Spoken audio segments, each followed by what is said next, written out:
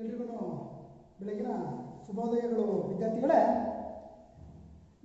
ಇಂದು ನಾವು 10ನೇ ತರಗತಿ ವಿದ್ಯಾರ್ಥಿಗಳಿಗೆ ಮೇಲಾಟಗಳ ಸ್ಪರ್ಧೆಗಳಲ್ಲಿ ಒಂದಾದಂತಹ ಅಡೆತಡೆ ಓಟಗಳನ್ನು ನಾವು ಇಂದು ನೋಡೋಣ. ಯಾವುದು? ಅಡೆತಡೆ ಓಟಗಳು, ಅಡೆತಡೆ ಓಟ ಅಥವಾ ಹರ್ಡಲ್ಸ್ ರೇಸ್ ಅಂತೇಳಿ ಕರೀತಾರೆ. ಈ ಆಟವನ್ನು ಅಥವಾ ಈ ಸ್ಪರ್ಧೆಯನ್ನು ಯಾರಾದರೂ ನೋಡಿದ್ದೀರಾ? ಸಾಮಾನ್ಯವಾಗಿ ಹೈಸ್ಕೂಲಿಂದ ಅಲ್ಲ, ಪ್ರೈಮರಿ ಸ್ಕೂಲಿಂದಲೂ ಕೂಡ ಇದು ಪ್ರಾರಂಭ ಆಗಿರುತ್ತೆ ಅಲ್ವಾ? ಇದರ ಬಗ್ಗೆ ನೀವು ಆಲ್ಮೋಸ್ಟ್ ತಿಳ್ಕೊಂಡಿದ್ದೀರಾ ಅಂತ ತಿಳ್ಕೊತೀನಿ. ಅಂದರೆ ಅಡೆತಡೆ ಓಟಗಳಿಗೆ ನಾವು ಬಂದಾಗ ಯಾವ ರೀತಿ ಓಡ್ತಾರೆ ಅನ್ನೋದನ್ನು ಯಾರಾದರೂ ಹೇಳ್ತೀರಾ? ಯಾಕಂದರೆ ಎಲ್ಲ ಕಡೆ ನೋಡಿರ್ತೀರಾ. ಕೆಲವೊಂದು ಈಗ ಅಂತರ್ಶಾಲಾ ಸ್ಪರ್ಧೆಗಳು ನಡೆಯುವಂಥ ಸಂದರ್ಭದಲ್ಲಾಗಿರ್ಬೋದು, ಮತ್ತು ತಾಲೂಕು ಅಂತ ಆಗಿರ್ಬೋದು, ಹೋಬಳಿ ಅಂತ ಆಗಿರ್ಬೋದು, ಸ್ಪರ್ಧೆಗಳು ನಡೆಯುವಂಥ ಸಂದರ್ಭದಲ್ಲಿ ಈ ಆಟವನ್ನು ನೋಡಿರ್ತೀರ. ಇದು ಮಹಿಳೆಯರಿಗೆ, ಪುರುಷರಿಗೆ, ಬಾಲಕ ಬಾಲಕಿಯರಿಗೆ ಎಲ್ರಿಗೂ ಕೂಡ ನಡೆಸುವಂತಹ ಒಂದು ಸ್ಪರ್ಧೆ. ಮೇಲಾಟಗಳ ಓಟಗಳ ಸ್ಪರ್ಧೆಗಳಲ್ಲಿ ಇದು ಕೂಡ ಒಂದು. ಯಾರಾದರೂ ಹೇಳ್ತೀರಾ? ರೈಟ್, ಹೆಂಗೆ? ಎಸ್ ಸರ್, ಓಡ್ ಬರ್ತಾರೆ, ಮತ್ತೆ ಓಡ್ ಬಂದು ಅಲ್ಲೊಂದು ಏನಿಟ್ಟಿರ್ತಾರೆ? ಎಸ್, ಒಂದು ಹಲಿಗೆಯೋ ಯಾವುದೋ ಒಂದು ವಸ್ತುವಿನಿಂದ ಮಾಡಿರುವಂಥದ್ದು ಒಂದು ಕೆರೆಗೆ ಅಡ್ಡರಾಗಿ ಇಟ್ಟಿರ್ತಾರೆ, ಅದ್ರ ಮೇಲಾಸಿ ಹಾಕ್ಕೊಂಡು ಹೋಗ್ತಾರೆ. Right answer. ನೋಡಿದ್ದೀರಾ? ಹಾಗಾದರೆ ಆಟದ ಬಗ್ಗೆ ನಿಮಗೆ ಪರಿಚಯ ಇದೆ ಅನ್ಕೊಳ್ತೀನಿ ಅಲ್ವಾ? ಹಾಂ, ರೈಟ್. ಈಗ ಅಡೆತಡೆ ಓಟ ನೀವು ಹೇಳಿದ್ದು ಸರಿ. ಓಡಿ ಬರ್ತಾರೆ, ಅಲ್ಲಿ ಅಡ್ಡ ಇಟ್ಟಿರ್ತಾರಲ್ಲ, ಅದನ್ನೇ ಅಡೆತಡೆ ಅಥವಾ ಹರ್ಡಲ್ಸ್ ಅಂತೇಳಿ ನಾವು ಕರಿತೀವಿ.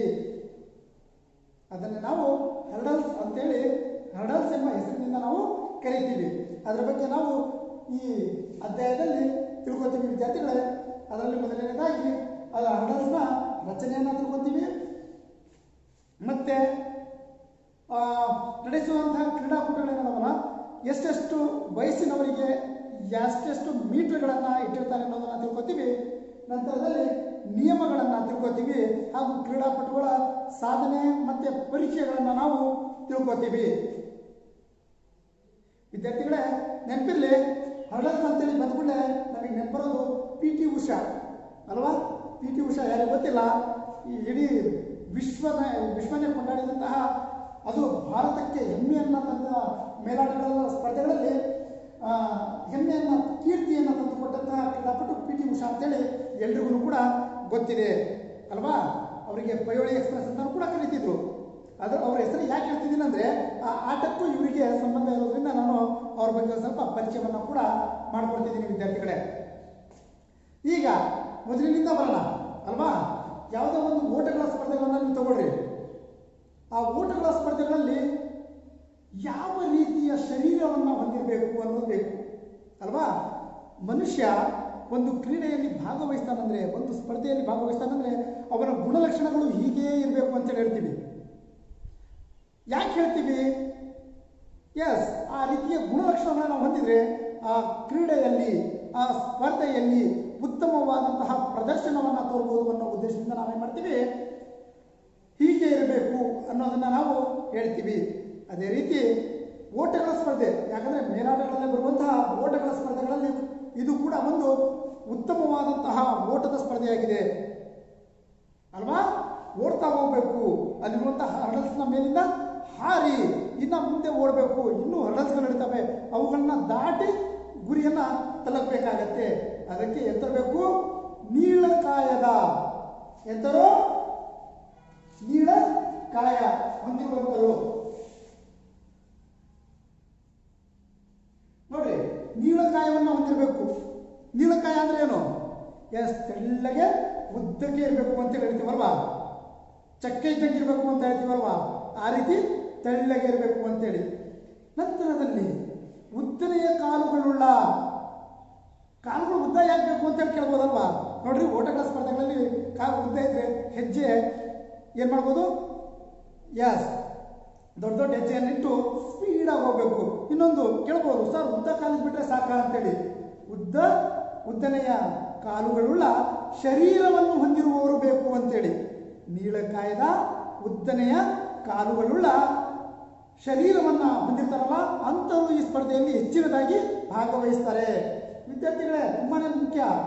ಯಾಕೆಂದ್ರೆ ಒಂದು ಸ್ಪರ್ಧೆಯಲ್ಲಿ ನಾವು ಪಾಲ್ಗೊಳ್ತೀವಿ ಅಂದ್ರೆ ನಾವಲ್ಲಿ ಭಾಗವಹಿಸಿದಾಗ ವಿರುದ್ಧ ನಮ್ಮ ವಿರೋಧಿಗಳಿಗೆ, ಅಂದರೆ ಸ್ಪರ್ಧೆಯಲ್ಲಿ ವಿರೋಧಿಗಳು ಇರ್ತಾರಲ್ಲ, ನಾವು ಏನಾದರೂ ನಮ್ಮ ಗುರಿಯನ್ನು ತಲುಪಬೇಕು, ನಾವು ಅದರಲ್ಲಿ ವಿಜಯಶಾಲಿ ಆಗಬೇಕು ಅಂದರೆ ನಮಗೆ ನೀಳಕಾಯ ಬೇಕು ಅಲ್ವಾ, ಉತ್ತಮವಾದಂಥ ಶರೀರವನ್ನು ಹೊಂದಿರಬೇಕು, ಉದ್ದನೆಯ ಕಾಲುಗಳಿರಬೇಕು. ಅದರ ಜೊತೆಗೆ ಹೇಳ್ಬೋದು, ಸರ್ ಬರೀ ಉದ್ದನೆಯ ಕಾಲು ಮತ್ತು ತೆಳ್ಳಗಿದ್ಬಿಟ್ರೆ ಆಗತ್ತಾ ಅಂತ ತುಂಬ ಜನ ಇದ್ದಾರೆ, ಎಷ್ಟೋ ಜನ ಪೇಷಂಟ್ಗಳಿದ್ದಾರೆ ಅಂತೇಳಿ. ನಮಗೆ ಪೇಷಂಟ್ಗಳು ಬೇಕಾಗಿಲ್ಲ, ಅಷ್ಟಿದ್ದು ಉತ್ತಮವಾದಂಥ ಆರೋಗ್ಯವನ್ನು ಹೊಂದಿ ದೈಹಿಕ ಸಾಮರ್ಥ್ಯವನ್ನು ಹೊಂದಿರುವಂಥದ್ದು ನಮಗೆ ಬೇಕಾಗತ್ತಲ್ಲಿ ಅಲ್ವಾ. ಎಸ್, ನಮಗೆ ಉತ್ತಮವಾದಂತಹ ಮನಸ್ಸಿನಾಯು ಸಂಯೋಜನೆಯನ್ನು ಹೊಂದಿರುವಂತಹ ವ್ಯಕ್ತಿ ನಮಗೆ ಇಲ್ಲಿ ಬೇಕಾಗ್ತಾರೆ. ಅವರು ಉತ್ತಮವಾದಂತಹ ಸಾಧನೆಯನ್ನು ಕೂಡ ಇಲ್ಲಿ ಮಾಡಬಹುದು ಅಂತೇಳಿ ವಿದ್ಯಾರ್ಥಿಗಳೇ. ಮಾಡ್ತಾರಲ್ವಾ? ಎಸ್, ಮಾಡ್ತಾರೆ. ಅದನ್ನು ನಾವು ನೋಡೋಣ. ಹೇಳಿದ್ವಿ ಏನಂತೇಳಿ, ಎಂತ ಬೇಕಿದಕ್ಕೆ, ಎಂತ ಬೇಕು, ಇದು ಕೂಡ ಮೇಲಾಟಗಳ ಓಟಗಳ ಸ್ಪರ್ಧೆಗಳಲ್ಲಿ ಈ ಆಟನೂ ಕೂಡ ಒಂದು. ಅದರಲ್ಲಿ ನೀಳಕಾಯದ ಮತ್ತೆ ಯಾವ ರೀತಿ ಇರಬೇಕು, ಎಸ್, ಉದ್ದನೆಯ ಶರೀರ, ಉದ್ದನೆಯ ಕಾಲುಗಳುಳ್ಳ ಶರೀರವನ್ನ ಹೊಂದಿರುವಂಥವ್ರು ಬೇಕಾಗತ್ತೆ ಅಲ್ವಾ ವಿದ್ಯಾರ್ಥಿಗಳೇ? ರೈಟ್. ಹಾಗಾದ್ರೆ ನಂತರದಲ್ಲಿ ನಾವು ಬರೋದು ಹರ್ಡಲ್ಸ್ಗೆ, ಅಂದ್ರೆ ಹರ್ಡಲ್ಸ್ನ ರಚನೆಗೆ. ಹರ್ಡಲ್ಸ್ ಅಂದ್ರೆ ಒಂದೇ, ಅಡೆತಡೆ ಅದನ್ನು ಕೂಡ ಒಂದೇ. ವಿದ್ಯಾರ್ಥಿಗಳೇ, ಇಲ್ಲಿ ನೋಡ್ರಿ, ಹರ್ಡಲ್ಸ್ನ ರಚನೆಗೆ ನಾವು ಬಂದಾಗ ಹರ್ಡಲ್ಸ್ ಅನ್ನ ನೋಡಿದ್ರಾ? ಉದಾಹರಣೆ,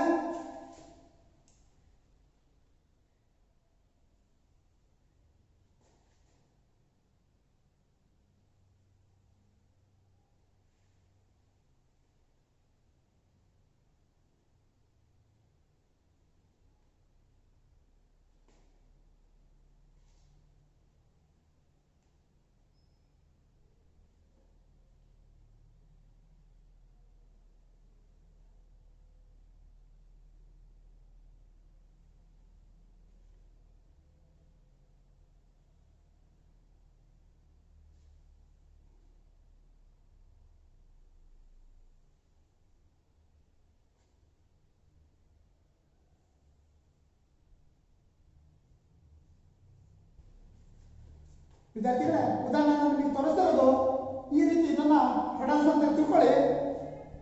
ಇದರ ರಚನೆಗೆ ನಾವು ಬಂದಾಗ ನೋಡಿ ಯಾವ ರೀತಿ ಇರುತ್ತಂದ್ರೆ, ಇದು ಏನು ಕಂಬಗಳದಾವಲ್ಲ ಎರಡು ಸೈಡು, ಹರ್ಡಲ್ಸ್ನ ಕಂಬಗಳು ಇವೆರಡು ಸೈಡ್ ಏನು ಇಟ್ಟಿದಾರಲ್ಲ ಅದನ್ನ ಲೋಹದಿಂದ, ಅಂದ್ರೆ ಹರ್ಡಲ್ಸ್ ಅನ್ನ ನೋಡಿ, ಹರ್ಡಲ್ಸ್ ಅಂತ ಕರಿತೀವಿ. ಇದನ್ನ ಲೋಹದಿಂದ ಅಥವಾ ಸೂಕ್ತ ವಸ್ತುವಿನಿಂದ ತಯಾರಿಸಲ್ಪಟ್ಟಿರುತ್ತಾರೆ. ಯಾವುದರಿಂದ? ಸೂಕ್ತ ವಸ್ತುಗಳಿಂದ, ಅಂದ್ರೆ ಲೋಹದಿಂದ ಆಗಿರ್ಬೋದು ಅಥವಾ ಸೂಕ್ತ ವಸ್ತುವಿನಿಂದ ಇದನ್ನ ತಯಾರಿಸಿರ್ತಾರೆ. ಯಾವುದನ್ನ? ಹರ್ಡಲ್ಸ್ ಅನ್ನ.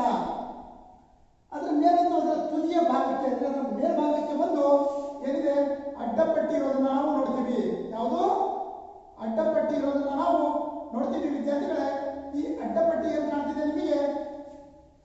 ಈ ಅಡ್ಡಪಟ್ಟಿಯನ್ನ ಮರದಿಂದ ಅಥವಾ ಸೂಕ್ತ ವಸ್ತುವಿನಿಂದ ಕೂಡ ತಯಾರಿಸಿರುತ್ತಾರೆ ಅಲ್ವಾ. ನೋಡಿ, ಇದನ್ನ ನೀವು ಉದಾಹರಣೆ ನೋಡ್ಬೋದು.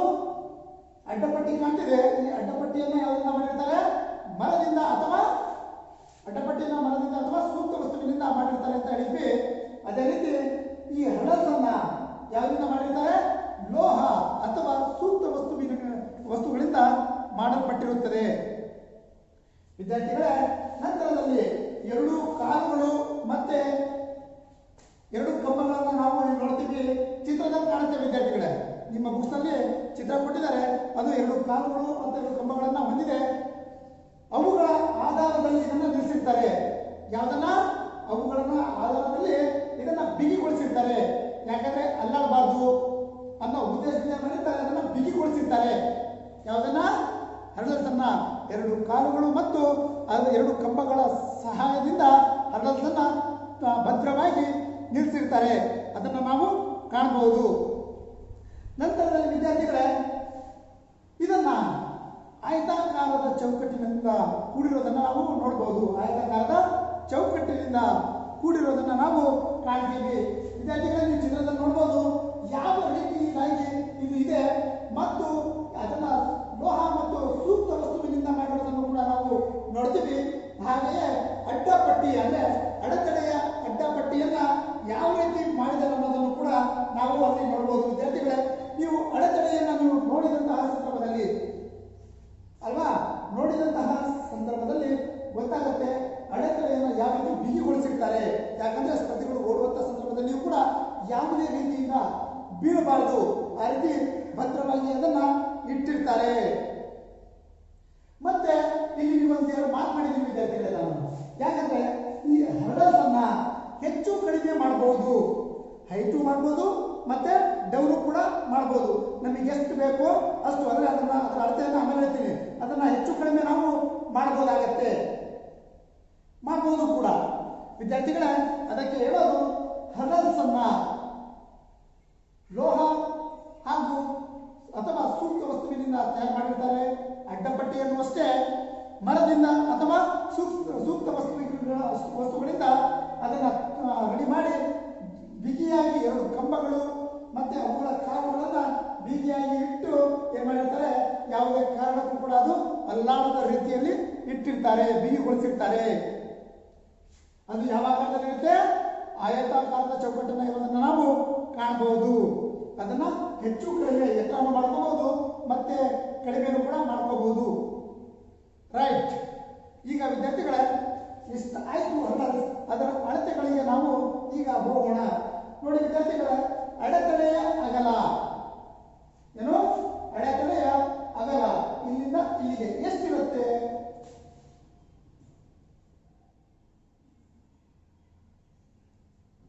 ವಿದ್ಯಾರ್ಥಿಗಳೇ 1.18 ಮೀಟರ್ನಿಂದ 1.20 ಮೀಟರ್ ತನಕ ಇರುತ್ತೆ. ಎಷ್ಟು? 1.18 ಮೀಟರ್ನಿಂದ 1.20 ಮೀಟರ್ ಇರೋದನ್ನ ನಾವು ಕಾಣ್ತೀವಿ. ಎತ್ತರಕ್ಕೆ ಬಂದಾಗ, ಇಲ್ಲಿಂದ ಇಲ್ಲಿಗೆ ಎತ್ತರಕ್ಕೆ ಬಂದಾಗ 70 ಸೆಂಟಿಮೀಟರ್ ಇರೋದನ್ನ ನಾವು ಕಾಣ್ತೀವಿ. ಎಷ್ಟು? 70 ಸೆಂಟಿಮೀಟರ್ ಇರೋದನ್ನು ಕೂಡ ನಾವು ಕಾಣ್ತೀವಿ. ಅದೇ ರೀತಿ ಈ ಅಡ್ಡಪಟ್ಟಿ ಇದೆಯಲ್ವಾ, ಇದರ ಅಗಲ ಬಂದಾಗ 7 ಸೆಂಟಿಮೀಟರ್ ಇರೋದನ್ನ ನಾವು ಕಾಣ್ತೀವಿ. ಎಷ್ಟು ಸೆಂಟಿಮೀಟರ್? 7 ಸೆಂಟಿಮೀಟರ್ ಇರುತ್ತೆ. ನಂತರದಲ್ಲಿ ವಿದ್ಯಾರ್ಥಿಗಳು ನಾವು ಅಡ್ಡಪಟ್ಟಿಯ ತೂಕಕ್ಕೆ ಬಂದಾಗ, ಟೋಟಲ್ ಒಂದು ಹರ್ಡಲ್ಸ್ನ ತೂಕಕ್ಕೆ ಬಂದಾಗ ಗರಿಷ್ಠ 10 kg ಇರಬೇಕು. ಕನಿಷ್ಠ ಅಲ್ಲ, ಕನಿಷ್ಠ 10 kg ಇರುತ್ತೆ. ಕನಿಷ್ಠ 10 kg ತೂಕವನ್ನ ಹೊಂದಿರುತ್ತೆ ಒಂದು ಹರ್ಡಲ್ಸ್. ಎಷ್ಟು ಕೆಜಿ? ಕನಿಷ್ಠ 10 kg ಅನ್ನ ಹೊಂದಿರುತ್ತೆ. ಅದನ್ನ ನಾವು ಕಾಣಬಹುದು. ವಿದ್ಯಾರ್ಥಿಗಳೇ ನಾನು ಹೇಳಿದೆ ಹರ್ಡಲ್ಸ್ನ ಅಗಲ ಎಷ್ಟಿರುತ್ತೆ? 1.18 ಮೀಟರ್ನಿಂದ 1.20 ಮೀಟರ್ ಇರೋದನ್ನ ಕಾಣ್ತೀವಿ. ಎತ್ತರ ಎಷ್ಟಿರುತ್ತೆ ಅಥವಾ ಉದ್ದ ಇರಬಹುದು 70 ಸೆಂಟಿಮೀಟರ್ ಇರೋದನ್ನ ಕಾಣ್ತೀವಿ.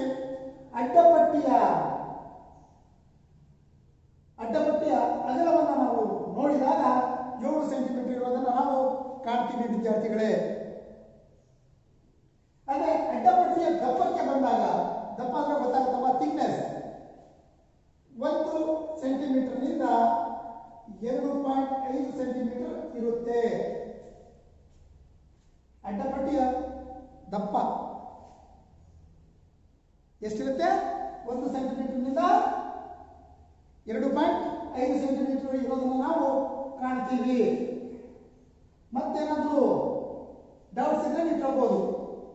ಮತ್ತೇನಾದ್ರೂ ಡೌಟ್ಸ್ ಇದೆಯಾ ಅದರಲ್ಲಿ? ರೈಟ್.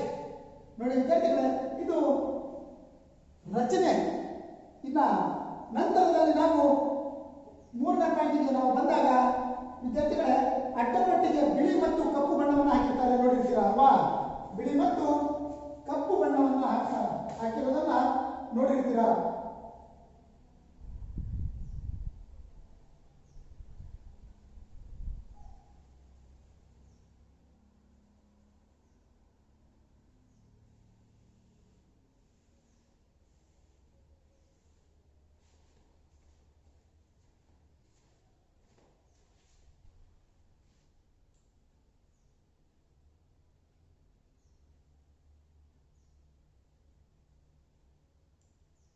ನೋಡಿ ವಿದ್ಯಾರ್ಥಿಗಳೇ, ಈ ರೀತಿ ಬಿಳಿ ಮತ್ತೆ ಕಪ್ಪು ಅನ್ಕೊಳ್ಳಿ, ಈ ರೀತಿ ಇರುತ್ತೆ. ಹಳಸಿನ ಬಣ್ಣವನ್ನ ಹಾಕಿರ್ತಾರೆ. ಈ ಬಿಳಿ ಬಣ್ಣ ಸ್ಟಾರ್ಟಿಂಗ್ ಏನಿರುತ್ತಲ್ಲ, ಇದು 20 ಇಲ್ಲಿಂದ ಇಲ್ಲಿಗೆ, ಇಲ್ಲಿಂದ ಇಲ್ಲಿಗೆ 22.5 ಸೆಂಟಿಮೀಟರ್ ಇರೋದನ್ನ ನಾವು ಕಾಣ್ತೀವಿ. ಈ ಕಡೆನೂ ಅಷ್ಟೇ, ಈ ಕಡೆನೂ ಅಷ್ಟೇ. ನಂತರದಲ್ಲಿ ಕಪ್ಪು ಮತ್ತು ಮಧ್ಯದಲ್ಲಿನ ಬಿಳಿ ಬಣ್ಣದಿಂದ ಕೂಡಿರೋದನ್ನ ನಾವು ಕಾಣ್ತೀವಿ ವಿದ್ಯಾರ್ಥಿಗಳೇ, ಅಲ್ವಾ? ನಂತರದಲ್ಲಿ ನೋಡಿ, ಪ್ರತಿಯೊಂದು ಅಡೆತಡೆಯನ್ನ ನೋಡಿ ವಿದ್ಯಾರ್ಥಿಗಳೇ, ಓಣಿಯಲ್ಲಿ ಇಡುವಾಗ, ಓಣಿಯಲ್ಲಿ ಏನಿಡ್ತಾರೆ, ಇದೇ ಓಣಿ ಅನ್ಕೊಳ್ಳಿ, ಇದೇ ಓಣಿ ಅನ್ಕೊಳ್ಳಿ. ಉದಾಹರಣೆ ನಾನು ತೋರಿಸ್ತಿರೋದು ನಿಮಗೆ. ಇದೇ ಓಣಿಯಲ್ಲಿ ಇಡುವಾಗ ಇದರ ಎರಡೂ ಪಾದಗಳು ಸ್ಪರ್ಧೆಯ ಪ್ರವೇಶದ ಎರಡೂ ಬದಿಗಳಲ್ಲಿ ಇರಬೇಕು. ಇದರ ಪಾದ ಏನಿರುತ್ತಲ್ವಾ, ಇದೇ ಓಣಿ ಅನ್ಕೊಳ್ಳಿ. ಈ ಓಣಿಗೆ ಕರೆಕ್ಟಾಗಿ ಆ ಎರಡೂ ಪಾದಗಳನ್ನು ಕೂಡ ಇಟ್ಟಿರ್ತಾರೆ ಅಂತ ಹೇಳಿ. ಯಾಕಂದ್ರೆ ಅದನ್ನ ಓಣಿಯಲ್ಲಿ ಇಡಬೇಕು. ಈ ಕಡೆ ಆ ಕಡೆ ನಾವು ಇರ್ತಾವಲ್ವಾ, ಓಣಿಗಳು ಈ ಕಡೆ ಆ ಕಡೆ ಇರ್ತವೆ. ಹಾಗಾಗಿ ಓಣಿಯಲ್ಲಿ ಇಟ್ಟೇನಾಗುತ್ತೆ, ಯಾರಿಗೂ ಕೂಡ ಡಿಸ್ಟರ್ಬ್ ಆಗಲ್ಲ. ಇದರ ಪಾದಗಳು ಈ ಮುಂಭಾಗದಲ್ಲಿ ಇದ್ದಾಗ ಏನಾಗುತ್ತೆ, ಇಲ್ಲ ಸರಿ ನಾವು ಹಾರೋದು, ಓಡಿ ಬಂದು ಮಾಡ್ತೀವಿ, ಇದರ ಮುಖಾಂತರ ನಾವು ಹಾರೋದನ್ನ ಕಾಣಬಹುದು ವಿದ್ಯಾರ್ಥಿಗಳೇ. ಆ ಗೆರೆಗಳಿಗೆ, ಆ ಓಣಿಯ ಗೆರೆಗಳಿಗೆ ಕರೆಕ್ಟಾಗಿ ನಾವು ಏನು ಮಾಡಿರ್ತೀವಿ, ಈ ಹಳಸನ್ನ ಇಟ್ಟಿರ್ತೀವಿ. ಆ ಓಣಿ ಅಗಲ 1.22 ಮೀಟರ್ನಿಂದ 1.25 ಮೀಟರ್ ಇರೋದನ್ನ ಕಾಣ್ತೀವಿ. ಆದರೆ ಕರೆಕ್ಟಾಗಿ ಕೊನೆಯ ಭಾಗದಲ್ಲಿ ನಾವು ಇದು ಓಣಿ ಅಂದ್ರೆ ಸ್ವಲ್ಪ ಒಳಗಡೆ ಇಟ್ಟಿರ್ತೀವಿ. ಪೂರಾ ಲೈನಿಗೆ ಟಚ್ ಇರಲ್ಲ, ಸ್ವಲ್ಪ ಒಳಗಡೆ ಇರುತ್ತೆ. ಒಟ್ಟು ಸ್ಪರ್ಧೆಗೆ ಯಾವುದೇ ಕಾರಣದಿಂದ ತೊಂದರೆ ಆಗಬಾರ್ದು.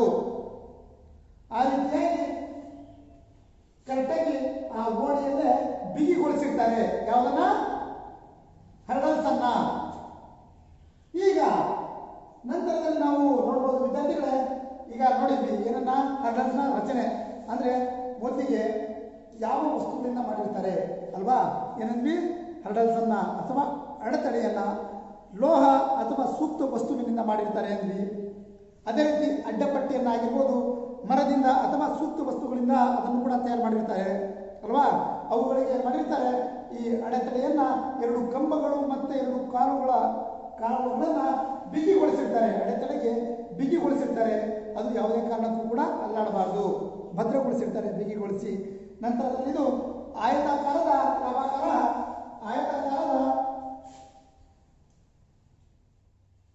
ಚೌಕಟ್ಟನ್ನ ಹೊಂದಿರೋದನ್ನ ನಾವು ನೋಡ್ತೀವಿ.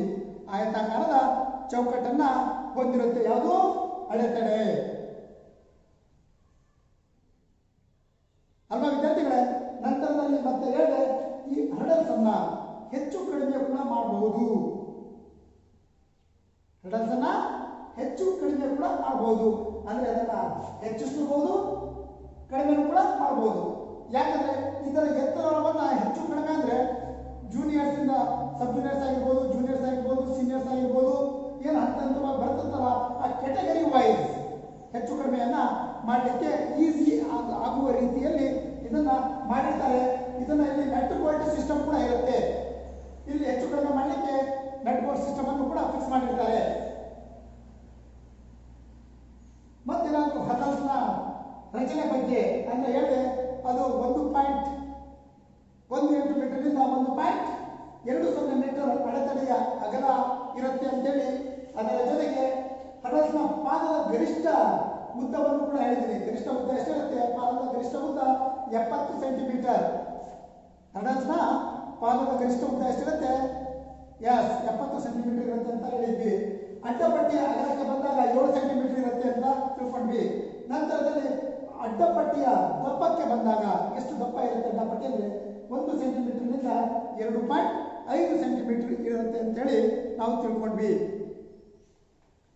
ಇಷ್ಟರಲ್ಲಿ ಹರ್ಡಲ್ಸ್ನ ರಚನೆಯಲ್ಲಿ ನಿಮ್ಗೆ ಏನಾದರೂ ಡೌಟ್ಸ್ ಇದ್ರೆ ಕೇಳಬಹುದು. ಅದರ ಜೊತೆಗೆ ಹೇಳಿದ್ವಿ, ಅಡ್ಡಪಟ್ಟಿಗೆ ಕಪ್ಪು ಮತ್ತೆ ಬಿಳಿ ಬಣ್ಣವನ್ನು ಹಾಕಿರ್ತೀವಿ. ಅದರಲ್ಲಿ ಬಿಳಿ ಬಣ್ಣ ಎಷ್ಟಿರುತ್ತೆ? 22.5 ಸೆಂಟಿಮೀಟರ್ ಬಿಳಿ ಬಣ್ಣವನ್ನು ಸ್ಟಾರ್ಟಿಂಗ್ ಹಾಕಿರೋದನ್ನ ನಾವು ಕಾಣ್ತೀವಿ ವಿದ್ಯಾರ್ಥಿಗಳೇ ಅಲ್ವಾ? ಅದೇ ರೀತಿ ಪ್ರತಿಯೊಂದು ಅಡೆತಡೆಯನ್ನ ಓಣಿಯಲ್ಲಿ ಇಡುವಾಗ, ಓಣಿಯಲ್ಲಿ ಏನಿರ್ತಾರಲ್ಲ ಆವಾಗ ಅದರ ಪಾದಗಳನ್ನ ಸ್ಪರ್ಧೆಯ ಪ್ರವೇಶದ ಎರಡೂ ಬದಿಗಳಲ್ಲಿ ಇಡಬೇಕು ಅಂತೇಳಿ ನಿಯಮ ಹೇಳುತ್ತೆ. ಎರಡೂ ಬದಿಗಳಲ್ಲಿ ಇಡಬೇಕು ಅಂತೇಳಿ. ನಂತರದಲ್ಲಿ ವಿದ್ಯಾರ್ಥಿಗಳೇ ಅದರ ಮುಂದುವರಿದಂತೆ ಈಗ ನಾವು ವಿವಿಧ ಸ್ಪರ್ಧೆಗಳ ವಿವರಗಳನ್ನು ನಾವೀಗ ನೋಡ್ತೀವಿ ವಿದ್ಯಾರ್ಥಿಗಳೇ. ಎರಡು ಸ್ಪರ್ಧೆಗಳ ನಿಯಮಗಳನ್ನು ನಾವು ನೋಡಿದಾಗ ವಿದ್ಯಾರ್ಥಿಗಳೇ ನೆನಪಿರಲಿ, ವಯೋವರ್ಗವನ್ನು ನಾವು ನೋಡ್ತೀವಿ, ಅದೇ ರೀತಿ ಸ್ಪರ್ಧೆಗಳನ್ನು ನೋಡ್ತೀವಿ. ಹಾಗೆಯೇ ಒಟ್ಟು ಹರ್ಡಲ್ಸ್ನ ಎತ್ತರ, ಹರ್ಡಲ್ಸ್ನ ಸಂಖ್ಯೆ, ಹಾಗೆಯೇ ಪ್ರಾರಂಭದ ಗೆರೆಯಿಂದ ನೋಡಿ ವಿದ್ಯಾರ್ಥಿಗಳೇ ಒಂದನೇ ಹರ್ಡಲ್ಸ್ನ ನಡುವಿನ ಅಂತರವನ್ನು ನೋಡ್ತೀವಿ, ಹರ್ಡಲ್ಸ್ನ ಸಂಖ್ಯೆಯನ್ನು ನೋಡ್ತೀವಿ, ಎರಡೂ ಹರ್ಡಲ್ಸ್ ನಡುವಿನ ಅಂತರವನ್ನು ಕೂಡ ನಾವು ನೋಡ್ತೀವಿ. ಅದೇ ರೀತಿ ಕೊನೆಯ ಹರ್ಡಲ್ಸ್ನಿಂದ ಮುಕ್ತಾಯದ ಗೆರೆಗೆ ಎಷ್ಟು ದೂರ ಇರುತ್ತೆ ಅನ್ನೋದನ್ನು ಕೂಡ ನಾವು ಈಗ ತಿಳ್ಕೊತೀವಿ ವಿದ್ಯಾರ್ಥಿಗಳೇ.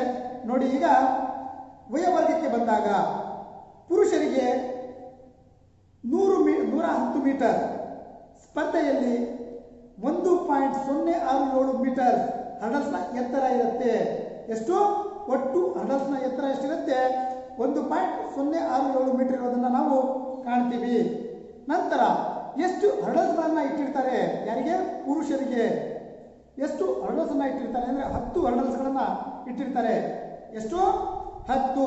ಅದೇ ರೀತಿ ಪ್ರಾರಂಭದ ಗೆರೆಯಿಂದ ಒಂದನೇ ಹರ್ಡಲ್ಸ್ ನಡುವಿನ ಅಂತರ, ಪ್ರಾರಂಭದ ಗೆರೆಯಿಂದ ಇದೇ ಪ್ರಾರಂಭದ ಗೆರೆ ಅನ್ಕೊಂಡ್ರಿ, ಇದೇ ಪ್ರಾರಂಭದ ಗೆರೆ ಅಲ್ವಾ? ಇಲ್ಲಿ ಸ್ಪರ್ಧಾಳುಗಳು ಇದ್ದಾರೆ ಅಂತ ಹೇಳಿ ತಿಳ್ಕೊಂಡ್ರಿ. ಇಲ್ಲಿಂದ ಮೊದಲನೆಯ ಹರ್ಡಲ್ಸ್ಗೆ ಈ ರೀತಿ 10 ಹರ್ಡಲ್ಸ್ ಅನ್ನ ಇಟ್ಟಿರ್ತಾರೆ ಅನ್ಕೊಳ್ಳಿ ವಿದ್ಯಾರ್ಥಿಗಳೇ.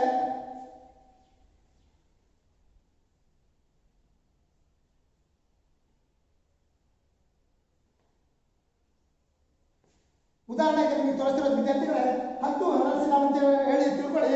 ಅದರಲ್ಲಿ ನೋಡಿ, ಮೊದಲನೆಯ ಹರ್ಡಲ್ಸ್ಗೆ ಹರ್ಡಲ್ಸ್ ಸಂಖ್ಯೆ 10 ಅಂತ ಹೇಳಿದ್ದೀನಿ. ಪ್ರಾರಂಭದ ಗೆರೆಯಿಂದ ಒಂದನೆಯ ಹರ್ಡಲ್ಸ್ ನಡುವಿನ ಅಂತರ, ಪ್ರಾರಂಭದ ಗೆರೆಯಿಂದ ಮೊದಲನೆಯ ಹರ್ಡಲ್ಸ್ನ ನಡುವಿನ ಅಂತರ ಎಷ್ಟಿರುತ್ತಂದ್ರೆ 13.72 ಮೀಟರ್ ಇರುತ್ತೆ. ಎಷ್ಟು? 13.72 ಮೀಟರ್ ಇರೋದನ್ನ ನಾವು ಕಾಣ್ತೀವಿ. ಯಾವುದಕ್ಕೆ? ಪ್ರಾರಂಭದ ಗೆರೆಯಿಂದ ಮೊದಲನೆಯ ಹರ್ಡಲ್ಸಿನ ದೂರ. ನಂತರದಲ್ಲಿ ನೋಡಿ, ಎರಡೂ ಹರ್ಡಲ್ಸ್ಗಳ ನಡುವಿನ ಅಂತರ ಅಂದ್ರೆ ಬೇರೆ ಎರಡು ಹರ್ಡಲ್ಸ್ಗಳ ನಡುವಿನ ಅಂತರ, ಯಾವುದಾದ್ರೂ ಎರಡು ಹರ್ಡಲ್ಸ್ಗಳ ನಡುವಿನ ಅಂತರ ನಮಗೆ ಬರೋದು ಇಲ್ಲಿಂದ ಇಲ್ಲಿಗೆ ಹೇಳ್ಕೊಂಡ್ರೆ ಉದಾಹರಣೆಗೆ ನೋಡಿ ವಿದ್ಯಾರ್ಥಿಗಳು ಎಷ್ಟಿರುತ್ತೆ ಅಂತೇಳಿ 9.14 ಮೀಟರ್ ಇರೋದನ್ನು ನಾವು ಕಾಣ್ತೀವಿ. ಎಷ್ಟು? 9.14 ಮೀಟರ್ ಇರೋದನ್ನ ಕಾಣ್ತೀವಿ. ಅದೇ ರೀತಿ ಕೊನೆಯ ಹರ್ಡಲ್ಸ್ನಿಂದ 10ನೆಯ ಹರ್ಡಲ್ಸ್ನಿಂದ ಕೊನೆಯ ಗೆರೆಗೆ, ಅರ್ಥ ಆಯ್ತಾ? ಕೊನೆಯ ಹರ್ಡಲ್ಸ್ನಿಂದ ಕೊನೆಯ ಗೆರೆಗೆ, ಕೊನೆಯ ಹರ್ಡಲ್ಸ್ನಿಂದ ಕೊನೆಯ ಗೆರೆಗೆ ಅಂತ ಹೇಳ್ಬೋದು. 10ನೇ ಹರ್ಡಲ್ಸ್ನಿಂದ ಕೊನೆಯ ಗೆರೆಗೆ ಅಂತ ನಾವು ಹೇಳ್ಬೋದು. ಅದರ ಉದ್ದ ಎಷ್ಟಿರುತ್ತೆ, ಅಲ್ಲಿಂದ ದೂರ ಎಷ್ಟಿರುತ್ತೆ? ಇಲ್ಲಿ 14.02 ಮೀಟರ್ ಇರೋದನ್ನ ನಾವು ಕಾಣ್ತೀವಿ. ವಿದ್ಯಾರ್ಥಿಗಳ ನೆನಪಿಲ್ಲಿ ನೋಡಿ, ಹರ್ಡಲ್ಸ್ನ ದೂರಗಳನ್ನು ನಾವು ಈಗ ತಿಳ್ಕೊಳ್ಳೋದಾದ್ರೆ ವಯೋಮಾನ ಯಾವ್ದು ಹೇಳಿದ್ದೀನಿ ನಾನು? ಪುರುಷರಿಗೆ 110 ಮೀಟರ್ ಹರ್ಡಲ್ಸ್ನ ಸ್ಪರ್ಧೆಯಲ್ಲಿ ಪ್ರಾರಂಭದ ಗೆರೆಯಿಂದ ಮೊದಲನೇ ಹರ್ಡಲ್ಸ್ಗೆ ಒಟ್ಟು 13.72 ಮೀಟರ್ ಇರುತ್ತೆ. ನಂತರದಲ್ಲಿ ಎರಡು ಹರ್ಡಲ್ಸ್ಗಳ ನಡುವಿನ ಅಂತರ 9.14 ಮೀಟರ್ ಇರುತ್ತೆ. ಹಾಗೆ 10ನೇ ಹರ್ಡಲ್ಸ್ನಿಂದ ಕೊನೆಯ ಗೆರೆಗೆ 14.02 ಮೀಟರ್ ಇರೋದನ್ನು ನಾವು ಕಾಣ್ತೀವಿ. ಒಟ್ಟು ಹರ್ಡಲ್ಸ್ಗಳ ಸಂಖ್ಯೆ 10. ಎಷ್ಟು? 10. ನಂತರದ ವಯೋವರ್ಗಕ್ಕೆ ಬಂದಾಗ ವಿದ್ಯಾರ್ಥಿಗಳೇ ಅಂಡರ್ 17 ಅಂದ್ರೆ 17 ವರ್ಷದೊಳಗಿನ ಬಾಲಕರಿಗೆ, 17 ವರ್ಷದೊಳಗಿನ ಬಾಲಕರಿಗೆ ಬಂದಾಗ ವಿದ್ಯಾರ್ಥಿಗಳೇ ಇದರ ದೂರ ನೋಡಿ, ಇದು ಕೂಡ 110 ಮೀಟರ್ ಬಂದಿರುತ್ತೆ. ಎಷ್ಟು ಮೀಟರ್? ಪ್ರಾರಂಭದ ಗೆರೆಯಿಂದ ಕೊನೆಯ ಗೆರೆಗೆ 110 ಮೀಟರ್ ಒಳಗೊಂಡಿರುತ್ತೆ. ಅಲ್ಲಿ 0.914 ಮೀಟರ್ ನಾವಿಲ್ಲಿ ಕಾಣ್ತೀವಿ. 914 ಸೆಂಟಿಮೀಟರ್ ಹೊಂದಿರುತ್ತೆ. ಇಲ್ಲಿಂದ ಒಟ್ಟು ಹರ್ಡಲ್ಸ್ನ ಎತ್ತರ, ಎಷ್ಟಿರುತ್ತೆ? ಒಟ್ಟು ಹರ್ಡಲ್ಸ್ನ ಎತ್ತರ ಅಂದ್ರೆ ಇಲ್ಲಿಂದ ಇಲ್ಲಿಗೆ ಎಷ್ಟಿರುತ್ತೆ? 914 ಸೆಂಟಿಮೀಟರ್ ಅಥವಾ 0.914 ಮೀಟರ್ಗಳು ಅಲ್ವಾ, ಅಷ್ಟನ್ನ ಎತ್ತರವನ್ನು ಹೊಂದಿರುತ್ತೆ. ನಂತರದಲ್ಲಿ ಇದು ಕೂಡ ಹರ್ಡಲ್ಸ್ಗಳ ಸಂಖ್ಯೆ ಅಂದರೆ 10 ಹರ್ಡಲ್ಸ್ಗಳನ್ನ ಹೊಂದಿರುತ್ತೆ. ವಿದ್ಯಾರ್ಥಿಗಳೇ ನಿಮಗೆ ನೆನಪಿರಲಿ, 14 ವರ್ಷ ಬಾಲಕ ಮತ್ತು ಬಾಲಕಿಯರಿಗೆ ಇತ್ತಲ್ಲ, ಆವಾಗ ಮಾತ್ರ 8 ಹರ್ಡಲ್ಸ್ಗಳು ಬರ್ತವೆ. ಯಾಕಂದ್ರೆ ದೂರ ಕೂಡ ಕಡಿಮೆ ಆಗುತ್ತೆ, ಅಲ್ಲಿ ಹರ್ಡಲ್ಸ್ಗಳ ಸಂಖ್ಯೆ 8 ಬರುತ್ತೆ. ಉಳಿದಂತಹ ಎಲ್ಲ ವಯೋವರ್ಗದವರಿಗೂ ಕೂಡ 10 ಹರ್ಡಲ್ಸ್ಗಳು ಇದ್ದೇ ಇರ್ತವೆ. ಈಗ 17 ವರ್ಷ ಅಂತ ಹೇಳಿದ ವಿದ್ಯಾರ್ಥಿಗಳೇ, ನಾನು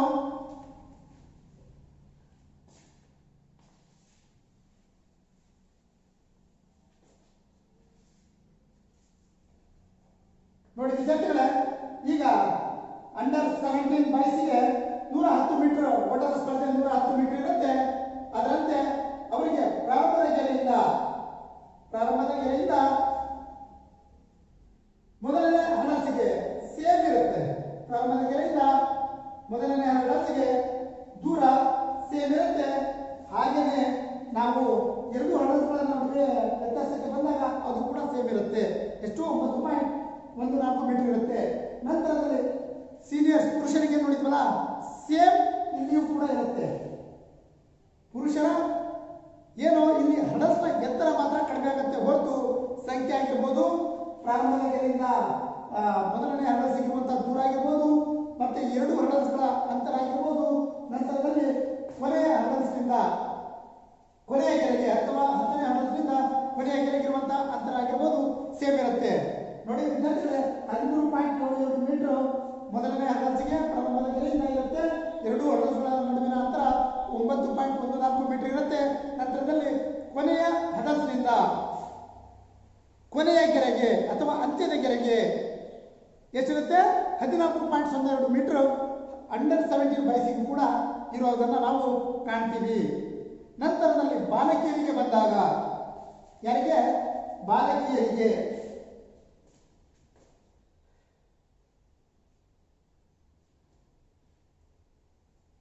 ಬಾಲಕಿಯರಿಗೆ ಬಂದಾಗ ಇದು ಕೂಡ ಸೇಮ್ ಇರುತ್ತೆ.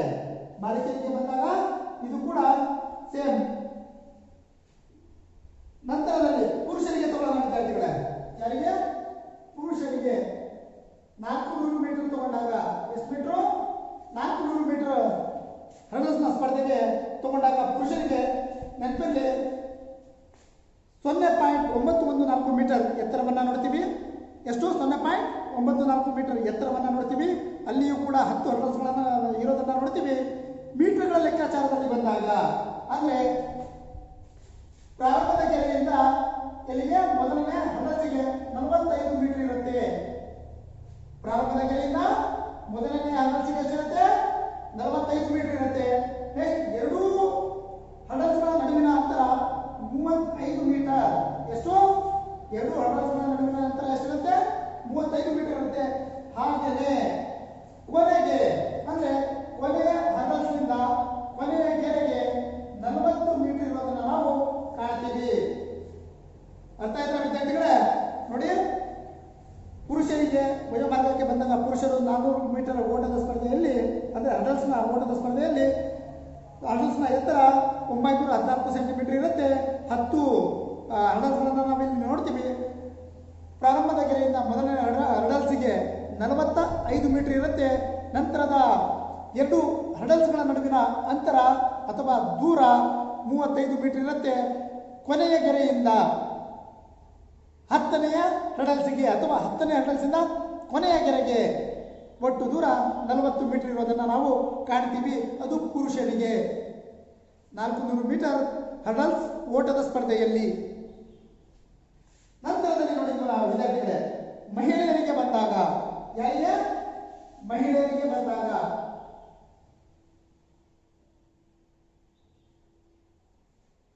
ಈಗಾಗಲೇ ನೋಡಿದ್ವಿ ನಾವು ಪುರುಷರಿಗೆ ಮತ್ತೆ ಅಂಡರ್ 17 ಬಾಯ್ಸ್ 110 ಮೀಟರ್ ಹರ್ಡಲ್ ಸ್ಪರ್ಧೆಯನ್ನು ನೋಡಿದ್ವಿ. ಹಾಗೆ 400 ಮೀಟರ್ ಹರ್ಡಲ್ ಸ್ಪರ್ಧೆಯನ್ನ ಪುರುಷರಿಗೆ ನೋಡಿದ್ವಿ. ಈಗ ಮಹಿಳೆಯರ ವಿಭಾಗಕ್ಕೆ ಬಂದಾಗ ವಿದ್ಯಾರ್ಥಿಗಳೇ ನೆನಪಲ್ಲಿ ನೋಡಿ, 100 ಮೀಟರ್ ಹರ್ಡಲ್ಸ್ನ ಸ್ಪರ್ಧೆ ಎಷ್ಟಿರುತ್ತೆ? 100 ಮೀಟರ್ ಇರುತ್ತೆ. ಯಾರಿಗೆ? ಮಹಿಳೆಯರಿಗೆ. ಅಲ್ಲಿ 100 ಮೀಟರ್ನಲ್ಲಿ ಇದ್ದಾಗ ಅವರಿಗೆ 0.84 ಮೀಟರ್ ಎತ್ತರ ಇರುತ್ತೆ. ಹಡಲ್ಸ್ನ ಎತ್ತರ 0.84 ಮೀಟರ್ ಇರೋದನ್ನ ನಾವು ಕಾಣ್ತೀವಿ. ನಂತರದಲ್ಲಿ ಇನ್ನೂ ಕೂಡ ಹಡಲ್ಸ್ಗಳ ಸಂಖ್ಯೆ ಎಷ್ಟಿರುತ್ತೆ? ಎಸ್ 10 ಇರುತ್ತೆ. ನಂತರದಲ್ಲಿ ನೋಡಿ ವಿದ್ಯಾರ್ಥಿಗಳೇ, ಮೊದಲನೆಯ ಪ್ರಾರಂಭದ ಗೆರೆಯಿಂದ ಮೊದಲನೆಯ ಹಡಲ್ಸ್ಗೆ ಇರುವಂತಹ ದೂರ 13 ಮೀಟರ್. ಎಷ್ಟು ಮೀಟರ್ ಇರುತ್ತೆ? 13 ಮೀಟರ್ ಇರುತ್ತೆ. ಪ್ರಾರಂಭದ ಗೆರೆಯಿಂದ ಮೊದಲನೆಯ ಹಡಲ್ಸ್ಗೆ ಅಥವಾ ಅಡೆತಡೆಗೆ 13 ಮೀಟರ್ ಇರುತ್ತೆ. ನಂತರದಲ್ಲಿ ಎರಡು ಹಡಲ್ಸ್ಗಳ ಅಂತರ, ಎರಡು ಹಡಲ್ಸ್ಗಳ ಅಂತರಕ್ಕೆ ನಾವು ಬಂದಾಗ 8.50 ಮೀಟರ್ ಇರುತ್ತೆ. 8.50 ಮೀಟರ್ ಇರುತ್ತೆ. ವಿದ್ಯಾರ್ಥಿಗಳ ಕನ್ಫ್ಯೂಸ್ ಆಗಬೇಡಿ. ಇದು ಮಹಿಳೆಯರ ವಿಭಾಗಕ್ಕೆ ಬಂದಾಗ ಅದು 100 ಮೀಟರ್ ಹಡಲ್ ಸ್ಪರ್ಧೆಗೆ ನಾವು ಬಂದಾಗ ಮಹಿಳೆಯರಿಗೆ 10 ಹಡಲ್ಸ್ಗಳ ಸಂಖ್ಯೆ ಇರುತ್ತೆ. ಮತ್ತೆ ಎತ್ತರವನ್ನು ಹೇಳಿದೆ 84 ಸೆಂಟಿಮೀಟರ್ ಇರುತ್ತೆ ಹಡಲ್ಸ್ನ ಎತ್ತರ. ನಂತರದಲ್ಲಿ ಮೊದಲನೆಯ ಪ್ರಾರಂಭದ ಗೆರೆಯಿಂದ ಮೊದಲನೆಯ ಹಡಲ್ಸ್ಗೆ ಅಥವಾ ಮೊದಲನೆಯ ಅಡೆತಡೆಗೆ 13 ಮೀಟರ್ ಇರುತ್ತೆ.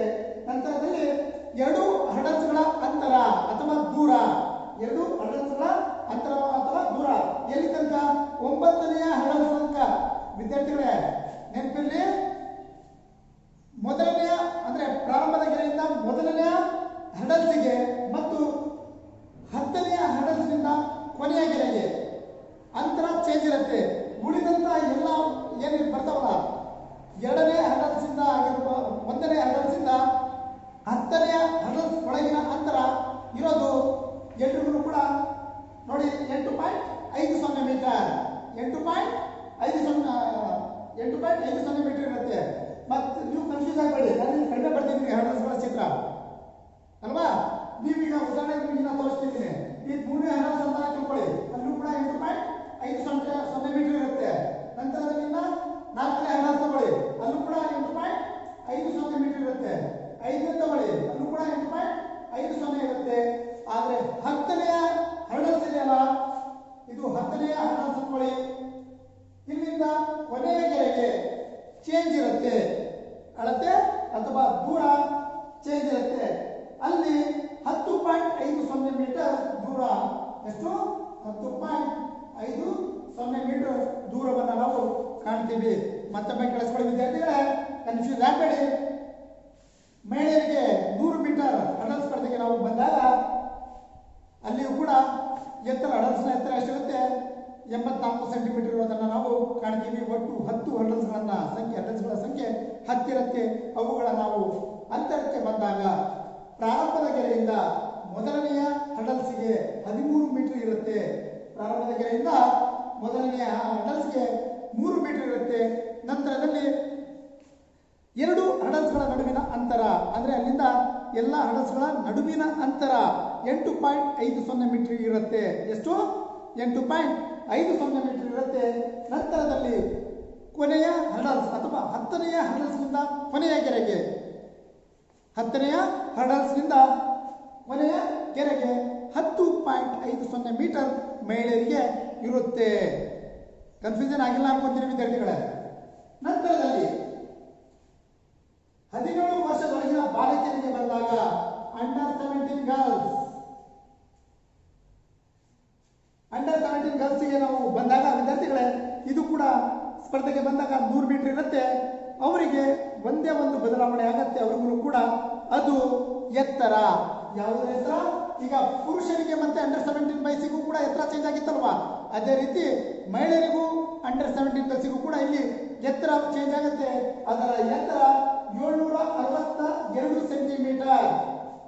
ಎತ್ತರಕ್ಕೆ ಬಂದಾಗ 762 ಸೆಂಟಿಮೀಟರ್ ಅಥವಾ 0.762 ಮೀಟರ್.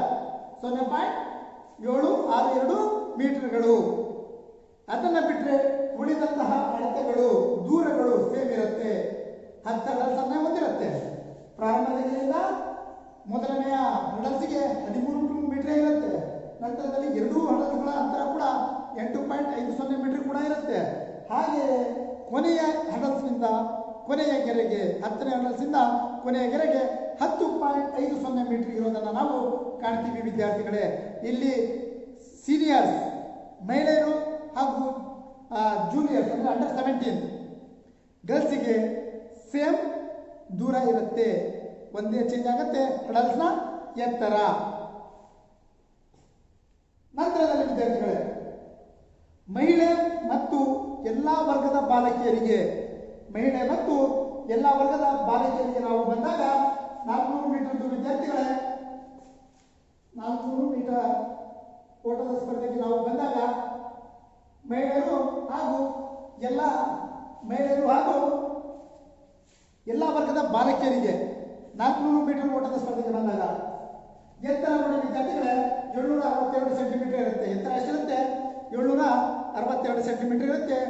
ಮತ್ತೆ 10 ಹರ್ಡಲ್ಸ್ಗಳ ಸಂಖ್ಯೆ ಎಷ್ಟು? 10 ಇರುತ್ತೆ. ನಂತರ ದೂರಕ್ಕೆ ಬಂದಾಗ ನಾವು 45 ಮೀಟರ್, ಇಲ್ಲಿ ಏನು ನೋಡಿದ್ವಲ್ಲ ಸೀನಿಯರ್ ಪುರುಷರಿಗೆ ನೋಡಿದ್ವಲ್ಲ ಸೇಮ್ ಪುರುಷರ ವಿಭಾಗಕ್ಕೆ 400 ಮೀಟರ್ನಲ್ಲಿ ಏನು ನೋಡಿದ್ವಲ್ಲ ಅದು ಮಹಿಳೆಯರ ವಿಭಾಗಕ್ಕೆ ಬಂದಾಗ ಎಲ್ಲ ವಯೋಮಾರ್ಗದವರಿಗೆ 14 ಎಲ್ಲ ವಯೋಮಾರ್ಗದವರಿಗೆ 400 ಮೀಟರ್ ಹರ್ಡಲ್ ಸ್ಪರ್ಧೆ ಬಂದಾಗ ಅಲ್ಲೇನಾಗುತ್ತೆ ಸೇಮ್ ಹರ್ಡಲ್ಸ್ನ ಎತ್ತರ ಚೇಂಜ್ ಆಗುತ್ತೆ ಪುರುಷರಿಗೂ ಹಾಗೂ ಮಹಿಳೆಯರಿಗೂ.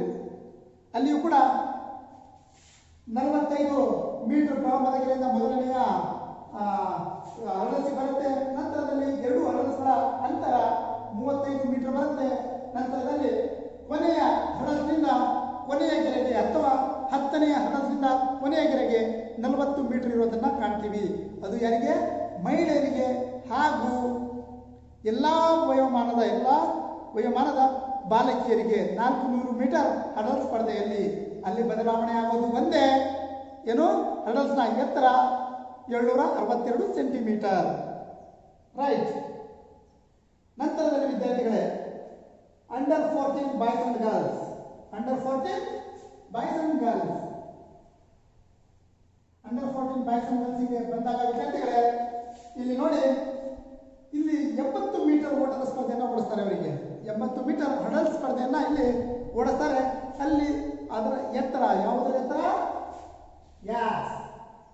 ಹರ್ಡಲ್ಸ್ನ ಎತ್ತರಕ್ಕೆ ಬಂದಾಗ 762 ಸೆಂಟಿಮೀಟರ್ ಇರುತ್ತೆ ಅಥವಾ 0.762 ಮೀಟರ್ ಎತ್ತರವನ್ನು ನಾವು ಕಾಣ್ತೀವಿ. ಇಲ್ಲಿ 8 ಹರ್ಡಲ್ಸ್ಗಳನ್ನು ಕಾಣ್ತೀವಿ. ಅದು ಹೇಳಿದೆ ನಾನು, ಅಂಡರ್ 14 ಬಾಯ್ಸ್ ಅಂಡ್ ಗರ್ಲ್ಸಿಗೆ ಮಾತ್ರ ಮೀಟ್ರು ಕಡಿಮೆ ಆಗುತ್ತೆ, ಅದರ ಜೊತೆಗೆ ಹರ್ಡಲ್ಸ್ಗಳ ಸಂಖ್ಯೆನೂ ಕೂಡ ಅಲ್ಲಿ ಕಡಿಮೆ ಆಗುತ್ತೆ. ಇಲ್ಲಿ 8 ಹರ್ಡಲ್ಸ್ಗಳನ್ನು ನಾವು ನೋಡ್ತೀವಿ ವಿದ್ಯಾರ್ಥಿಗಳೇ.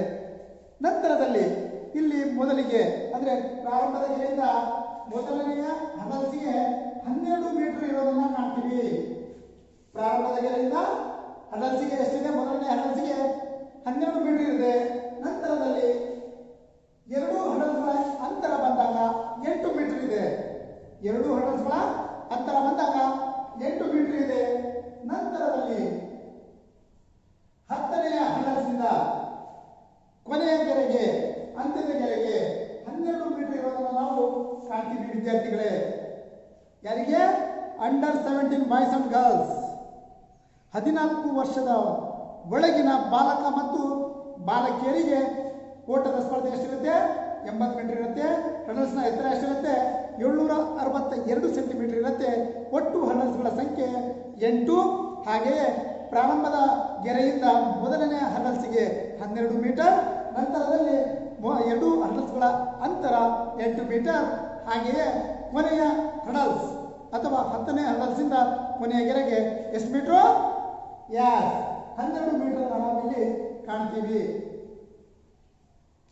ಮತ್ತೆ ಏನಾದರೂ ನಿಮಗೆ ಇದರಲ್ಲಿ ವಿವಿಧ ಸ್ಪರ್ಧೆಗಳ ವಿವರಗಳಲ್ಲಿ ನಿಮಗೇನಾದರೂ ಡೌಟ್ಸ್ ಇದ್ರೆ ಕೇಳಬಹುದು. ಮತ್ತೇನಾದರೂ ಡೌಟ್ಸ್ ಇದೆಯಾ ಇದರಲ್ಲಿ? ಅಲ್ವಾ, ಅರ್ಥ ಆಗಂಗೆ ಹೇಳಿದ್ದೀನಿ. ಆದಷ್ಟು ಏನಾದರೂ ನಿಮಗೆ ಇದರಲ್ಲಿ ಡೌಟ್ಸ್ ಇದ್ರೆ ಇಲ್ಲಿ ಕನ್ಫ್ಯೂಸ್ ಆಗೋ ಅವಶ್ಯಕತೆ ಇಲ್ಲ ವಿದ್ಯಾರ್ಥಿಗಳೇ. ಇಲ್ಲಿ ಕನ್ಫ್ಯೂಸ್ ಆಗೋ ಅವಶ್ಯಕತೆ ಇಲ್ಲ. ಇಲ್ಲಿ ನೋಡ್ರಿ, ಇಲ್ಲಿ ವಯೋವರ್ಗ ಅಂತ ಹೇಳಿದ್ದೀನಿ. ಪುರುಷರಿಗೆ ಎಷ್ಟು ಮೀಟರ್ ಇರುತ್ತೆ? ಪುರುಷ ಮತ್ತೆ ಅಂಡರ್ 17 ಬಾಯ್ಸಿಗೆ ಸೇಮ್ ಇರುತ್ತೆ. ಏನು ಎತ್ತರ ಮಾತ್ರ ಇಲ್ಲಿ ಬದಲಾವಣೆ ಆಗೋದು ಅಲ್ವಾ? ಎತ್ತರ ಅಷ್ಟೇ ಬದಲಾವಣೆ ಆಗುತ್ತೆ. ಮತ್ತೆ ವಯೋವರ್ಗ ಚೇಂಜ್ ಆದಾಗ ಅಳತೆ ಸ್ವಲ್ಪ ಚೇಂಜ್ ಆಗುತ್ತೆ. 400 ಮೀಟರ್ ಬಂದಾಗಲೇ ಒಂದು ಅಳತೆ ಬರುತ್ತೆ. ನಂತರದಲ್ಲಿ ಮಹಿಳೆ ಮತ್ತು ಪುರುಷರಿಗೆ ಬದಲಾವಣೆ ಸ್ವಲ್ಪ ಆಗತ್ತೆ. ಅದು 400 ಮೀಟರ್ ಓಟದ ಸ್ಪರ್ಧೆಯಲ್ಲಿ ಆಗಲ್ಲ. 400 ಮೀಟರ್ ಹಡಲ್ ಸ್ಪರ್ಧೆಯಲ್ಲಿ ಅದು ಆಗಲ್ಲ ವಿದ್ಯಾರ್ಥಿಗಳೇ. ಈಗ ಅದರ ಮುಂದುವರಿದಂತೆ ನಾವು ಈಗ ನಿಯಮಗಳಿಗೆ ಬರಲ್ಲ. ಯಾವುದಕ್ಕೆ? ನಿಯಮಗಳಿಗೆ ಬಂದಾಗ ವಿದ್ಯಾರ್ಥಿಗಳೇ ನೋಡಿ, ಓಣಿಯಲ್ಲಿ ಓಡುವ ಎಲ್ಲಾ ಓಟಗಾರರು, ಓಣಿಯಲ್ಲಿ ಓಡುವಂತಹ ಎಲ್ಲ ಓಟಗಾರರು ತಮ್ಮ ಓಣಿಯಲ್ಲಿ ಅಡೆತಡೆಗಳ ಮೇಲೆ ಹಾರಿಕೊಂಡು ಹೋಗಬೇಕು. ಏನು ಓಡ್ತಾ ಇರ್ತಾರೆ ಓಣಿಗಳಲ್ಲಿ, ತಮ್ಮ ಓಣಿಗಳಲ್ಲಿ ಎಲ್ಲ ಓಡ್ಬೇಕಂತ ಹೇಳಿರುತ್ತೆ. ಯಾಕಂದ್ರೆ ಎಲ್ರಿಗೂ ಹೇಳಿದೆ ನಾನು, ಯಾವ್ಯಾವ ವರ್ಗಕ್ಕೆ ಎಷ್ಟೆಷ್ಟು ದೂರ ಇರುತ್ತೆ, ಎಷ್ಟು ಹರ್ಡಲ್ಸ್ಗಳನ್ನು ಇಟ್ಟಿರ್ತಾರೆ, ಅವುಗಳನ್ನು ಏನು ಮಾಡಬೇಕು, ಅವರ ಓಣಿಯಲ್ಲೇ ಓಡಬೇಕು. ಅವರ ಓಣಿಯಲ್ಲಿರುವಂತಹ ಅಡೆತಡೆಯ ಮೇಲಿನಿಂದನೇ ಹಾರಿಕೊಂಡು ಮುಂದೆ ಹೋಗಬೇಕು ಅಂತೇಳಿ ನಿಯಮ ಹೇಳುತ್ತೆ. ಅವರ ಓಣಿಯಲ್ಲೇ ಓಡಬೇಕು. ಅವರ ಓಣಿಯಲ್ಲೇ ಓಡಿದಾದ ನಂತರ ಏನು ಮಾಡಬೇಕು, ಅವರು ಅಲ್ಲಿ ಅವರ ಓಣಿಯಲ್ಲಿ ಬರುವಂತಹ ಹರ್ಡಲ್ಸ್ನ ಮೇಲಿನಿಂದ ಹಾರಿಕೊಂಡು ಹೋಗಬೇಕು. ನಂತರ ಅದರಲ್ಲಿ ಕೆಲವೊಂದು ತಪ್ಪುಗಳು ಕೂಡ ಬರ್ತವೆ ಅಲ್ವಾ? ಆ ತಪ್ಪುಗಳನ್ನ, ಯಾವ ತಪ್ಪುಗಳನ್ನ ಮಾಡಿದಾಗ ಅವರನ್ನ ಹೊರಗಾಕ್ತಾರೆ, ಅನರ್ಹಗೊಳಿಸ್ತಾರೆ ಅಲ್ವಾ? ಅದನ್ನು ನೋಡೋಣ. ಈಗ ನೋಡಿ ವಿದ್ಯಾರ್ಥಿಗಳ, ಅಡೆತಡೆಯನ್ನ ಹಾರಿಕೊಂಡು ಹೋಗದಿದ್ದರೆ, ಅಡೆತಡೆಯನ್ನ ಹಾರಿಕೊಂಡು ಹೋಗಲಿಲ್ಲ ಅಂದ್ರೆ ತಪ್ಪಲ್ವಾ? ಅದಕ್ಕೆ ಏನ್ ಮಾಡ್ತಾರೆ, ಅವರಿಗೆ ಹೊರಗೆ ಕರ್ಕೊಂಡ್ಬಿಡ್ತಾರೆ, ಅವರನ್ನ ಅನರ್ಹಗೊಳಿಸ್ತಾರೆ. ನಂತರದಲ್ಲಿ ಅಡೆತಡೆಯನ್ನು ದಾಟಿಕೊಂಡು ಹೋಗುವ ಸಂದರ್ಭದಲ್ಲಿ, ಅಡೆತಡೆಯನ್ನ ದಾಟಿಕೊಂಡು ಹೋಗುವಂತಹ ಸಂದರ್ಭದಲ್ಲಿ ಅಡೆತಡೆಯ ಅಡ್ಡಪಟ್ಟಿಯನ್ನು ಬರುತ್ತಲ್ವಾ, ಆ ಅಡ್ಡಪಟ್ಟಿಯನ್ನು ಏನ್ ಮಾಡ್ತಾರೆ, ಅದರ ಸಮತಟ್ಟಾದ ಭಾಗ ಏನಿದೆಯಲ್ವಾ, ಅದರ ಸಮತಟ್ಟವಾದ ಭಾಗವನ್ನ ಮುಟ್ಟಿದರೆ, ಅಡ್ಡಪಟ್ಟಿಯ ಸಮತಟ್ಟಾದ ಭಾಗವನ್ನ ಮುಟ್ಟಿದರೆ ಅಂದ್ರೆ ಓಡಿ ಹೋಗುವಂತಹ ಸಂದರ್ಭದಲ್ಲಿ ಅದನ್ನ ಮುಟ್ಟಿದ್ರೆ ಆಗಿರ್ಬೋದು, ಅಥವಾ ಸೈಡ್ ಹರ್ಡಲ್ಸ್ ಮಾಡಿದ್ರೆ ಆಗಿರ್ಬೋದು. ಸೈಡ್ ಮಾಡಿದ್ರೆ ಕೂಡ, ಹರ್ಡಲ್ಸ್ನ ಸೈಡ್ ಮಾಡಿದ್ರು ಕೂಡ ಆಗಿರ್ಬೋದು. ಅದೇನಾಗುತ್ತೆ, ತಪ್ಪು ಮಾಡ್ದಂಗಾಗತ್ತೆ. ಅದಕ್ಕೆ ಅವರನ್ನ ಏನ್ ಮಾಡ್ತಾರೆ, ನಿನ್ನ ಅನರ್ಹಗೊಳಿಸ್ತಾರೆ. ಇದು ತಪ್ಪುಗಳು ಅಂತೇಳಿ ವಿದ್ಯಾರ್ಥಿಗಳೇ. ನಂತರದಲ್ಲಿ ವಿದ್ಯಾರ್ಥಿಗಳೇ ನೆನಪಲ್ಲಿ, ಅಡೆತಡೆಯನ್ನ ಉದ್ದೇಶಪೂರ್ವಕವಾಗಿ ಕೈ ಕಾಲುಗಳಿಂದ ಒದ್ದರೆ, ದೂಕಿದರೆ, ಬೀಳಿಸಿದರೆ, ಉದ್ದೇಶಪೂರ್ವಕವಾಗಿ ಹರ್ಡಲ್ಸ್ ಅನ್ನ ಕೈ ಕಾಲುಗಳಿಂದ ಉದ್ದೇಶಪೂರ್ವಕವಾಗಿ ಅದನ್ನು ಬೀಳಿಸಿದ್ರು ಕೂಡ ಅವರಿಗೆ ಹೊರಗಾಗ್ತಾರೆ, ಸ್ಪರ್ಧೆಯಿಂದನೇ ಹೊರಗಾಗ್ತಾರೆ. ಮತ್ತೊಮ್ಮೆ ಹೇಳ್ತೀನಿ ವಿದ್ಯಾರ್ಥಿಗಳೇ, ನಿಯಮಗಳನ್ನು ನೋಡ್ಕೊಳ್ಳಿ. ಓಣಿಯಲ್ಲಿ ಓಡುವಾಗ ಎಲ್ಲ ಓಟಗಾರರು ತಮ್ಮ ಓಣಿಯಲ್ಲಿಯೇ ಓಡಬೇಕು. ತಮ್ಮ ಓಣಿಯಲ್ಲಿ ಏನು ಬರುತ್ತಲ್ಲ ಹರ್ಡಲ್ಸು, ಅದರ ಮೇಲಿನಿಂದ ಹಾರ್ಕೊಂಡು ಹೋಗಬೇಕು. ನಂತರದಲ್ಲಿ ಅಡೆತಡೆಯನ್ನ ಹಾರಿಕೊಂಡು, ಅದು ತಪ್ಪುಗಳನ್ನು ನಾನು ಹೇಳ್ತಿದ್ದೀನಿ. ಈಗ ತಪ್ಪಂದ್ರೆ ಏನು ಬರುತ್ತೆ ಅಂತೇಳಿ, ಅಕ್ರಮಗಳು, ತಪ್ಪುಗಳು ಅಲ್ವಾ? ಅವರು ಅನರ್ಹ ಆಗ್ಲಿಕ್ಕೆ ಏನು ಬೇಕು ಅದನ್ನು ಹೇಳ್ತಿದ್ದೀನಿ, ಅದನ್ನು ಆಗ್ಬೇಡ್ರಿ ಅಂತೇಳಿ, ಆ ತಪ್ಪನ್ನು ಮಾಡಬೇಡ್ರಿ ಅಂತೇಳಿ.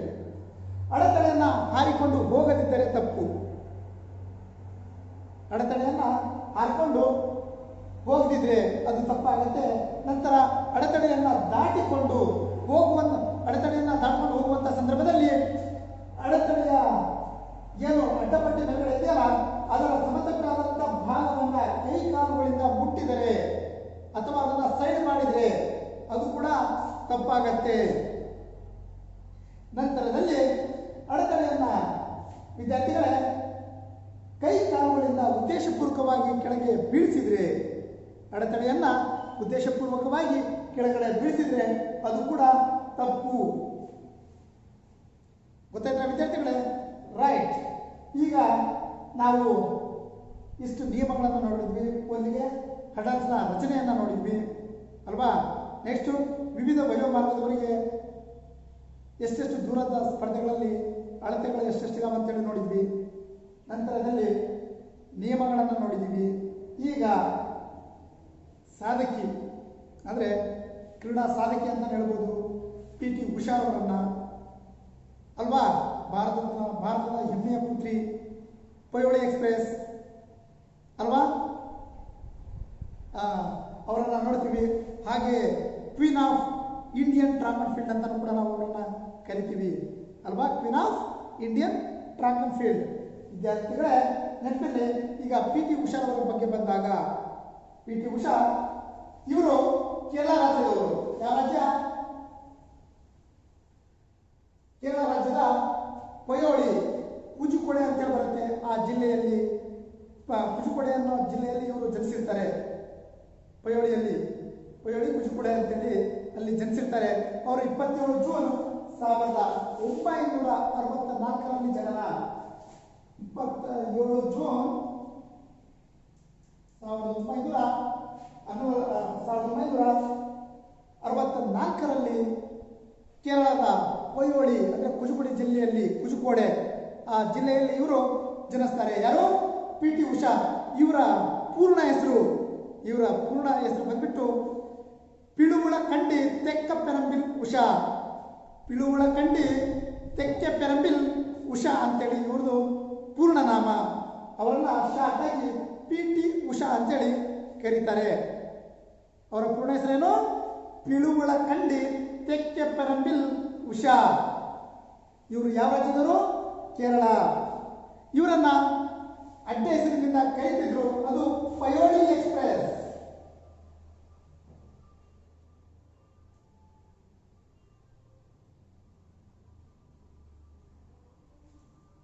ಇವರನ್ನ ಪಯೋಳಿ ಎಕ್ಸ್ಪ್ರೆಸ್ ಅಂತೇಳಿ ಕೂಡ ಕರೀತಿದ್ರು. ಯಾರನ್ನ?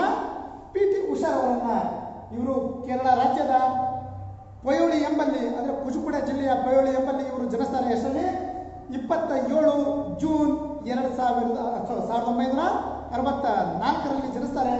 ನಂತರದಲ್ಲಿ ವಿದ್ಯಾರ್ಥಿಗಳೇ ಇವರು ಅದ್ಭುತವಾದಂತಹ ಮಹಿಳಾ ಬೇರಾಟಗಳ ಸ್ಪರ್ಧಿ ಅಂತಾನೆ ಕರಿಬಹುದು ಇವ್ರನ್ನ. ಪ್ರಸಿದ್ಧ ಮಹಿಳೆ, ಪ್ರಸಿದ್ಧ ಓಟಗಾರ್ತಿ. ಯಾರು? P T Usha. ಯಾರಿಗಾದ್ರೂ ಉದಾಹರಣೆ ಹೇಳ್ತೀವಿ ಓಡುವಾಗೆ ಪಿ ಟಿ ಉಷಾ ಹತ್ರ ಓಡಬೇಕು ಅಂತೇಳಿ.